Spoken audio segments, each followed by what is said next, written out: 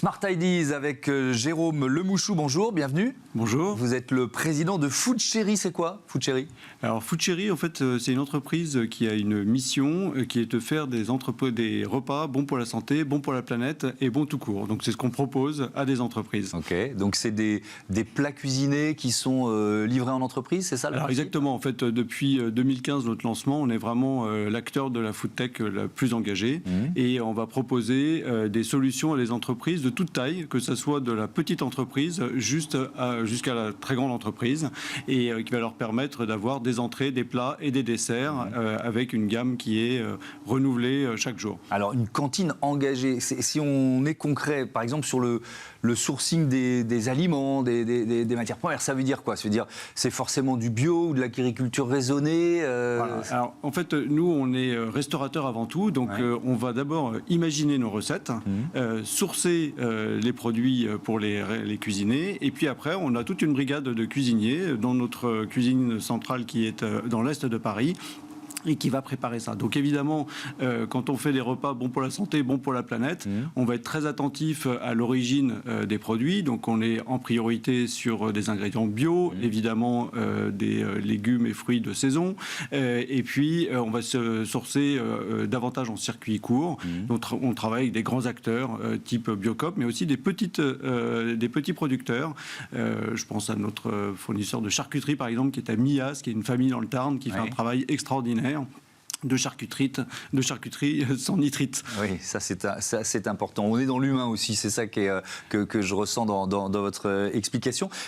Sur les emballages, tiens, aussi, là aussi il y a un levier sur lequel, on en parlait juste avant dans notre débat, sur lequel on peut agir. Qu'est-ce que vous faites en la matière? Alors déjà peut-être pour donner un petit peu de perspective, aujourd'hui nous on mesure exactement ce qu'on fait en termes d'émissions de CO2, d'impact CO2. Alors ce qu'il faut savoir, c'est qu'un repas aujourd'hui pour les Français, ça représente 25%. L'alimentation du Français représente 25% de notre empreinte CO2 pour un ménage.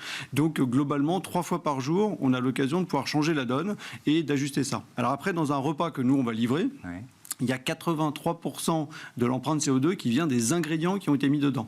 Donc vous faites un repas végétarien, c'est 250 grammes de CO2. Vous faites un repas à base de produits carnés, c'est 1 kg de CO2. Vous mettez du bœuf, c'est 5 kg de CO2. Donc en fait, on va privilégier d'abord ce qu'on met dans l'assiette. Et donc après, il y a 6% qui va venir du packaging et puis le reste qui va venir de notre transport et de la logistique. Donc on s'est d'abord attaché à la partie ingrédients. Évidemment, et c'est pour ça que ça pèse 80%. Voilà. C'est pour ça que 50% de notre carte est végétarienne, on encourage à aller vers ça. Alors bien sûr, on ne met pas de côté la partie packaging et on travaille aujourd'hui sur tout ce qui est réutilisable. Et pour ça, on essaie de le faire sérieusement. Donc on a fait une analyse de cycle de vie pour essayer de voir qu'est-ce qui avait le moins d'impact. Donc le verre n'est pas une option malheureusement parce qu'en fait le verre est très consommateur de CO2 et nécessite beaucoup de réutilisation pour limiter l'impact. Donc aujourd'hui, on a mis les acteurs de la filière, une start-up, une entreprise de lavage, et puis des fabricants de contenants ensemble pour essayer de voir comment on allait pouvoir basculer sur de la consigne et du réutilisable. Je voudrais qu'on dise un mot quand même aussi de votre engagement de dirigeant. Vous faites partie de la première convention des entreprises pour le climat. On a reçu ici même des binômes après chaque session, 150 entreprises qui ont défini leur feuille de route pour s'aligner sur les objectifs de l'accord de Paris. C'est quoi la feuille de route de FoodChéri? Vous en êtes ressorti avec quoi? Alors, déjà, formidable aventure, cette convention des entreprises pour le climat, où on était 150 dirigeants engagés justement pour essayer de challenger un peu nos business models. Globalement, en fait, c'est ce que je vous ai dit, c'est-à-dire que la première chose, c'est qu'on doit aller encore plus loin dans les ingrédients, dans l'apport de végétal dans nos recettes. Alors, c'est bien parce que c'est bon pour la nutrition, c'est bon pour la planète et c'est super bon, donc ça se cale bien dans notre business model.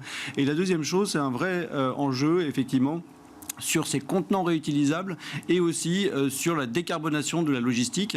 On est présent à Paris, Lyon et Bordeaux et aujourd'hui on est en train de faire une évolution de notre logistique vers beaucoup plus de livraison à vélo qui est plus décarbonée que notre livraison même en scooter qui est aujourd'hui électrique, mais ça a plus d'impact que du vélo. Et ben voilà, on progresse encore. Merci beaucoup Jérôme Lemouchou, à bientôt sur Bismart. Bon vent à FoodChéri. Voilà, c'est la fin de ce numéro de Smart Impact. Merci à toutes et à tous de votre fidélité à Bismart, la chaîne des audacieuses et des audacieux. Salut!